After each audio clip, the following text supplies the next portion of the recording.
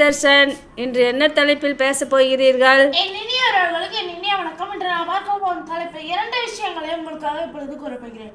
முதலாவதாக, நம் பூஜை அறையில் வைக்கப்படும் தண்ணீரின் நோக்கம் என்ன?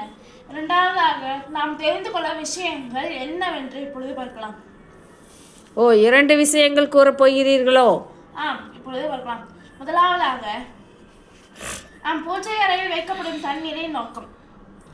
நம் பூஜை அறையில் செம்பு, பித்தளை, ஈயம், மண், வெள்ளி போன்ற உலோகங்களால் ஆன பாத்திரங்களில் தண்ணீர் ஊற்றி வைப்பது வழக்கமாகும். அப்படி ஊற்றி வைத்தால் மன அமைதி, செழிப்பு, ஆரோக்கியம் எல்லாம் அதிகரிக்கும் என்று நம்பப்படுகிறது. இது பல முனிவர்களாலும் சாஸ்திரங்களிலும் கூறப்பட்டுள்ளது.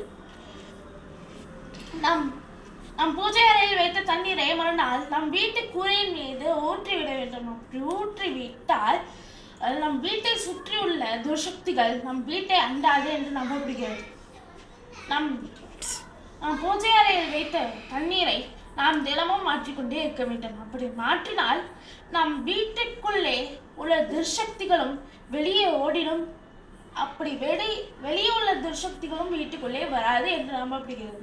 இரண்டாவதாக, நாம் தெரிந்து கொள்ள விஷயங்கள் யாவை? முதலாவது, திருமண வைபவங்கள் நடந்து முடித்த இடங்களில் பந்தல் பிரிக்கும் பொழுது பொங்கல் வைத்து பிரிக்க வேண்டும். இரண்டாவதாக, திருமண இடங்களில் பந்தக்கால் உண்டிய பிறகு மணமக்களை வெளியே அழைத்து செல்லக்கூடாது. மூன்றாவதாக, கருப்பு கோயிலுக்கு கிடா வெட்டினால் அதை வீட்டுக்கு எடுத்து வரக்கூடாது. நான்காவதாக, முனியப்பன் சாமிக்கு தேங்காய் உடைத்தால் அதை நாம் திரும்பி பார்க்க கூடாது. ஐந்தாவதாக, விளக்கேற்றும் போது நாம் சுத்தமாக இருக்க வேண்டும். ஆறாவதாக, விளக்கேற்றினால் அது 24 மணி நேரமும் எரிந்து கொண்டே இருக்கக்கூடாது.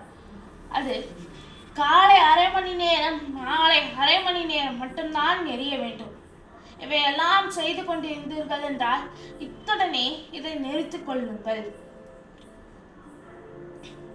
மேலும் பல ஆன்மீக தகவல்கள் தெரிந்து கொள்ள தமது யூடியூப் சேனலை சப்ஸ்கிரைப் செய்து வைத்துக் கொள்ளவும். இந்த காணொளி உங்களுக்கு பிடித்திருந்தால் லைக் செய்து கொள்ளுங்கள். இந்த காணொளியை பற்றி கமெண்டில் கூறுங்கள். நான் இப்போது விடை பெற்றுக் கொள்கிறேன். நன்றி, வணக்கம்.